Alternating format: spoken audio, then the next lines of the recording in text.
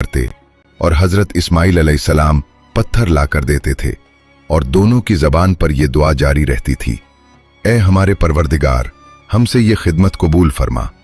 नाजरीन मोहतरम, जब दीवारें बुलंद हो गईं और हजरत इब्राहीम अलैहिस्सलाम जमीन पर खड़े होकर तामीर करने से कासिर हो गए तो एक पत्थर रखकर उस पर खड़े होकर तामीर करने लगे। अल्लाह ताला को हजरत इब्राहीम अलैहिस्सलाम की ये इताअत और मेहनत इस कदर पसंद आई कि अल्लाह के हुक्म से जब हजरत इब्राहीम अलैहिस्सलाम को ऊपर उठने की जरूरत होती तो वो पत्थर खुद ब खुद बुलंद हो जाता और जब नीचे उतरने की जरूरत महसूस होती तो वही पत्थर अल्लाह के हुक्म से नीचे हो जाता।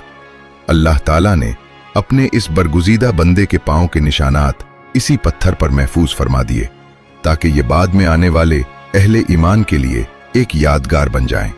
इसी पत्थर को मकामे इब्राहीम कहा जाता है, जिसके बारे में अल्लाह ताला ने कुरान मजीद में फरमाया, और मकामे इब्राहीम को नमाज की जगह बना लो। मोहतरम दोस्तों, हजरत इब्राहीम अलैहिस्सलाम और हजरत इस्माइल अलैहिस्सलाम ने बैतुल्लाह शरीफ की तामीर 5 पहाड़ों के पत्थरों से की। तौर सीना, तौर जैतून, जबल लुबनान, जबल जूदी और जबल हिरा। यही वो 5 पहाड़ हैं जिनके पत्थरों से हजरत आदम अलैहिस्सलाम ने भी खाना काबा की तामीर की थी। तामीर के दौरान जब हजरत इब्राहीम अलैहिस्सलाम हजर अस्वद के मुकाम पर पहुंचे तो हजरत इस्माइल अलैहिस्सलाम से फरमाया, जाओ एक पत्थर तलाश करके लाओ जिसे यहां नस्ब किया जाए ताकि लोगों के लिए तवाफ शुरू करने की अलामत बन जाए। लेकिन हजरत इस्माइल अलैहिस्सलाम तलाश के बावजूद ऐसा पत्थर न ला सके।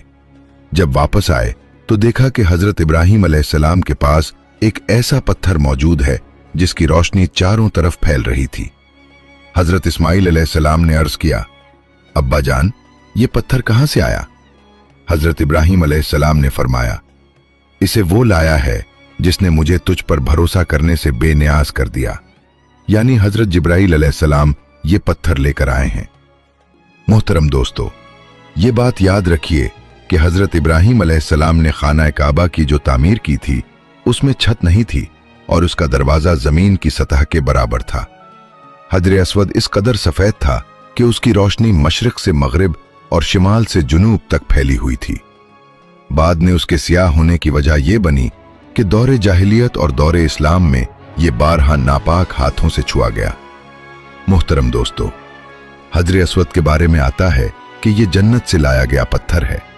इसकी फजीलत इब्तदा ही से थी, लेकिन जब रसूल करीम सल्लल्लाहु अलैहि वसल्लम ने उसे बोसा दिया तो इसकी अजमत और कद्र चारों तरफ नुमाया हो गई। बल्कि एक